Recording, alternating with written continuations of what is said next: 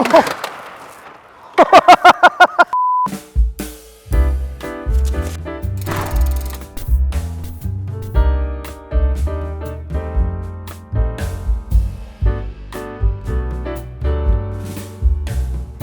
bud. What are you doing here, buddy? Checking the scores. This is my secret little private Godfather ice skating session. Weird, because this is where we're setting up to shoot a little video about the Blizzard Power Play, too. Cool, dude. Look at that. Grab some bench. Okay, let's do this. I'm gonna hang my stick up here.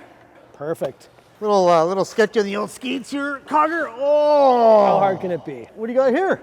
This is the all-new Blizzard Power Play. First electric fat bike from us. So on these new fat bikes, what are we looking at for models and platforms? So this is a platform we developed in aluminum, in 7005 aluminum. It is available in 4 sizes, from small to extra large. We've got 2 models. We've got the Blizzard Alloy 30, Blizzard Alloy 50. So the main differences are the 30 is a 10-speed micro shift drivetrain with SRAM level brakes, whereas the 50 is a SRAM GX NX build with a dropper post. Both bikes, as we offered in 2 models, carry the same system, same battery, same Jumbotron. It uses 197 millimeter hub spacing with a corresponding bottom bracket. It'll clear 27.5 by 4.5 tires or 26 by 5-inch tires. I see that's what's on this right here. Exactly. See on this particular model, Alex, that we have a carbon fork spec on there. That's right. Are all the models going to have that, or are they suspension compatible? Yes to both. So both bikes come with the smooth wall carbon fork, but the geometry is suspension corrected, so it's ready for fat bike suspension fork. It also comes loaded with rack mounts, so you've got 3 pack mounts on the forks. I see potential for some one-night winter camping here, buddy. Exactly. It also has a rack mount on the back, so you can fit a full-size pannier rack on the back. Is that the Dynami 4 in there? That's got the Dynami 4 system in it, which we introduced in 2022 on the Altitude the Instinct Power Play. So this is an all-new frame that we designed for the Blizzard. We took that Dynami 4 system, and all we did was shift it over to the drive side, so that it's the exact same motor, same battery, same system as everything as you see in the Altitude and the Instinct. It's just adapted for the wide tire and chain clearance. And other than that, honestly, that's about the only thing we've done to adapt it to fat bike. We rode these this past winter in Quebec in cold temperatures. We took the batteries and motors and systems and put them in the deep freeze and cycled them to see what would happen. And lo and behold, they did admirably. Super happy with the performance. Same operating system with the Dynami 4? So the Dynami 4 system has 4 modes of on the assist, from off, so it's all you, to ludicrous. So those are the 4 power assistance modes, and all of that's adjustable with the Dynami 4 system. So you can adjust how powerful each of those 4 modes is, and you can adjust how sensitive the torque input is. So you can set it up so you have to pedal really hard for that power, or you can soft pedal it. That's the boost adjustment. Like teaching someone to drive in snow, clutching the power is going to be very useful. I want to make a point here, Alex, very important, that technically fat bikes are very difficult to ride.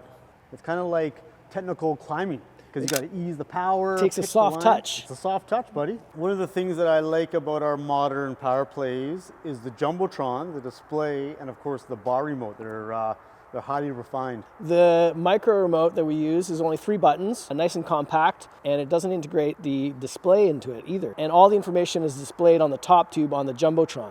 Something that's pretty unique to us is that we have built all the functionality into the bicycle. So we don't require you to pull out your phone or do stuff. If I'm out there riding this thing, and I have a little bit of range anxiety, as people do, are these Overtime Pack compatible? They are Overtime Pack compatible. Funny you should ask. Oh, there's one right there.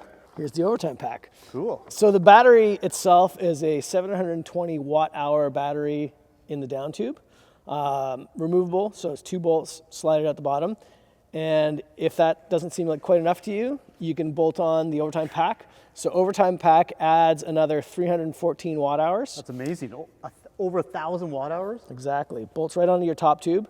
And this actually can serve as a trickle charger. So if you don't have your charger with you, the way this works, if you've got half a battery, for example, plug this in and it'll slowly charge the main battery.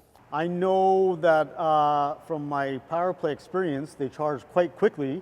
Same charge timing on this? Yeah, exactly. So because it's the same battery, motor, chargers, etc., it's a fast charging system. So you can get a full charge from from dead battery to fully charged in right around 4 hours. Who's going to buy this bike? Everyone.